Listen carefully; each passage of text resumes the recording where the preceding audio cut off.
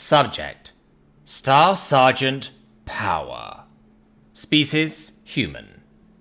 Description: mammalian humanoid, no tail, 6'2", 1.87 meter average height.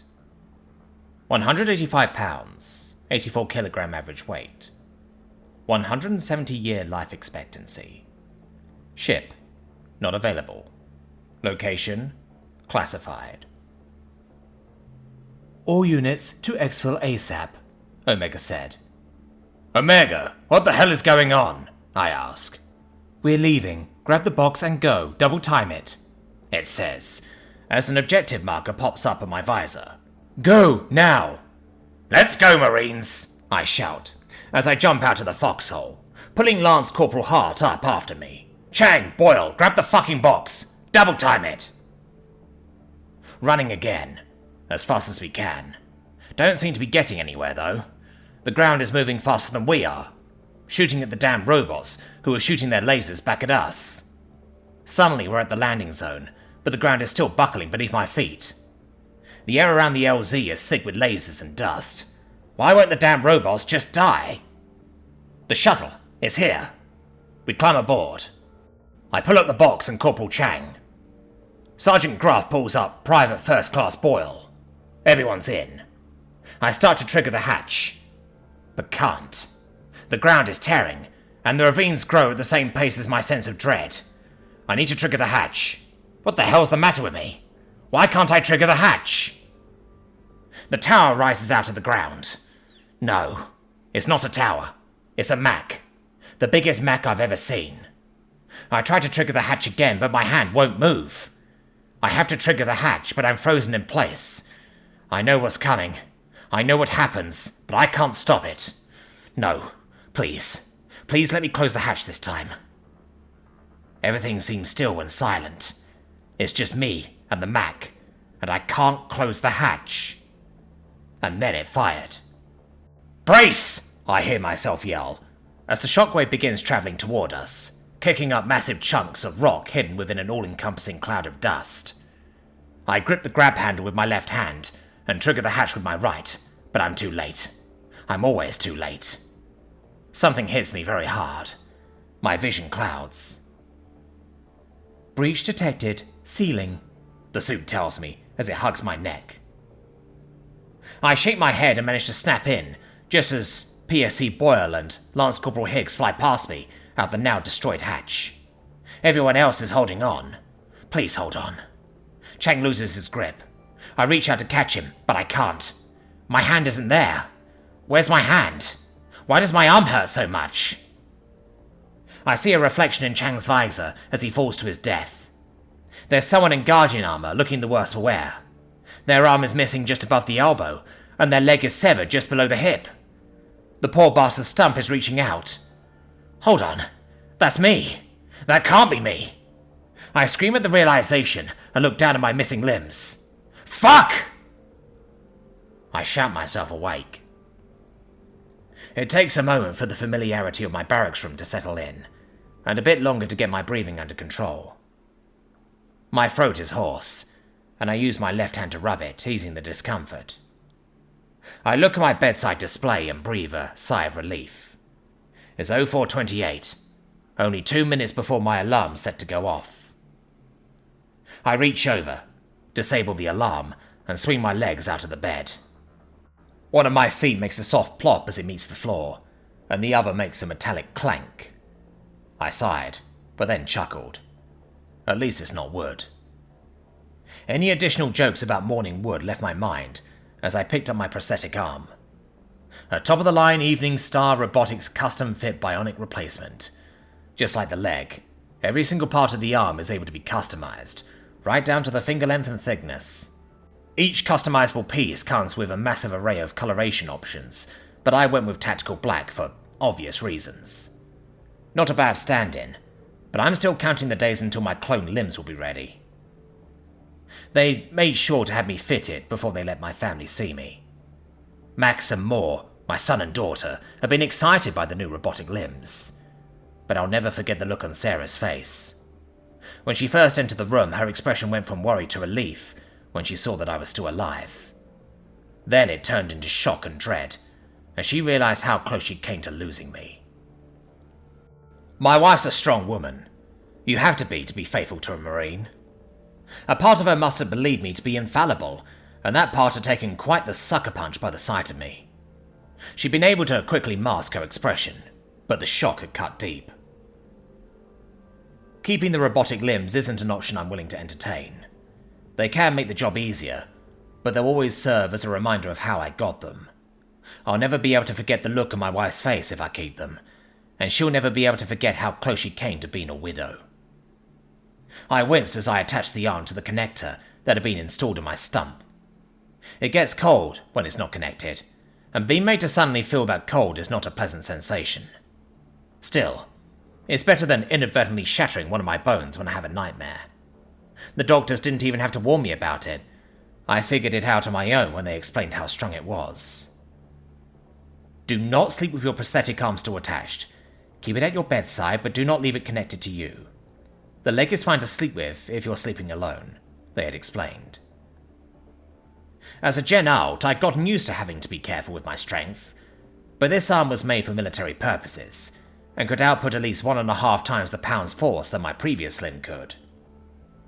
I'm sure that when ESR designed it, they'd been hoping that people would be voluntarily amputating their own limbs for these things, and they'd be swimming in profit as a result.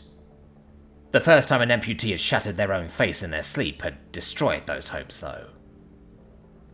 I went through my calibration exercises as I pulled on my trousers with my real arm, wiggling fingers, rotating the wrist and bending the elbow. The whole thing felt silly, but it's necessary to make sure that the arm will do what I want it to do. I finished the exercises with a swimming fish motion and finished getting dressed. A quick laser shave later, and I was ready to get chow and start my day. Recovery had gone faster than anyone had expected. The doctor said it was because I gave it my all, but I believe it has more to do with the tech than with me. I've been able to spend the rest of my allotted recovery time plus 1 week with my family on Alara Station.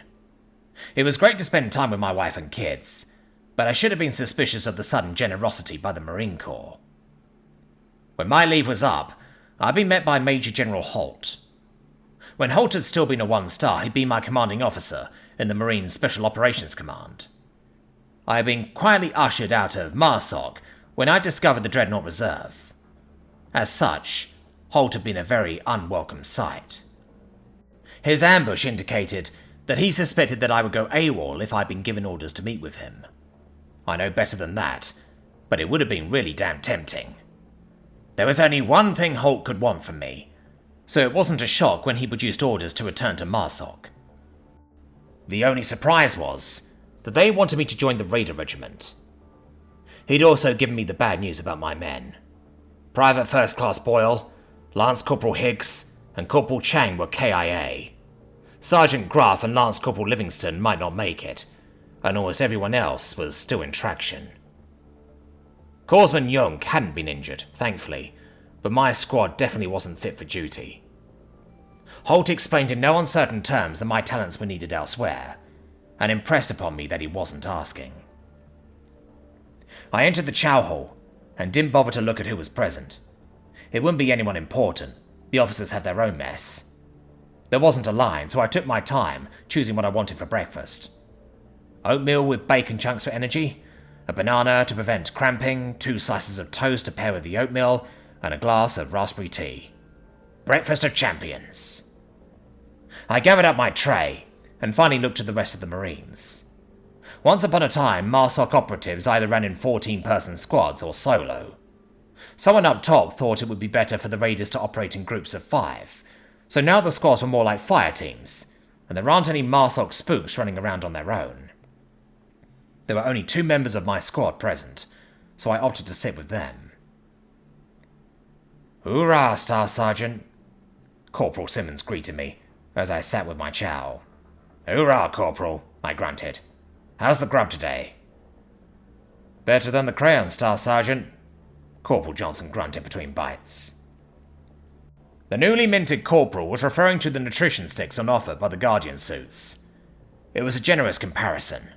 The waxy texture and disgusting taste of the nutrition sticks made crayon seem pleasant in comparison. I took a bite of my chow and found that he was right, but it's a really damn low bar to hurdle. "So what are we doing today, Staff Sergeant?" Simmons asked. "We're doing PT while you finish your sensitivity training," I answered. "Shit," Simmons muttered. "At this rate, I'm gonna get fat." "That's your own damn fault for calling an Urakari a lizard lady during the first contact." Johnson pointed a spoon at him for emphasis. "You're lucky they didn't take your rank and shove you back in with the rank and file." "Oh, I got something you can take and shove," Simmons growled.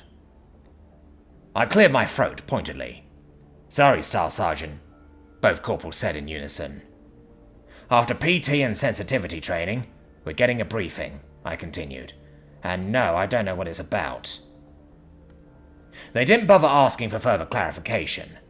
They've both been in MARSOC long enough to know that when your team lead hasn't been informed on what a briefing is about, it means it's about a mission. Ironically, scuttlebutt in MARSOC is more rampant than in the rest of the fleet, so you usually have some sort of indication of what the mission could be about. This time, there wasn't a damn clue to be found. "Where's Hansen?" I asked. "I don't know," Simmons answered. "He said he's skipping chow today," Johnson shrugged. "Says he's trying to trim, but I doubt it's a coincidence that his favorite game just launched a new event." "Ah, fuck, that's today?" Simmons asked. "I wanted that unicorn hat, damn it." "Whatever. Just make sure that he and Smith make it to PT," I said, as I tossed my spoon onto my tray. The two corporals looked at me as if I'd grown two heads.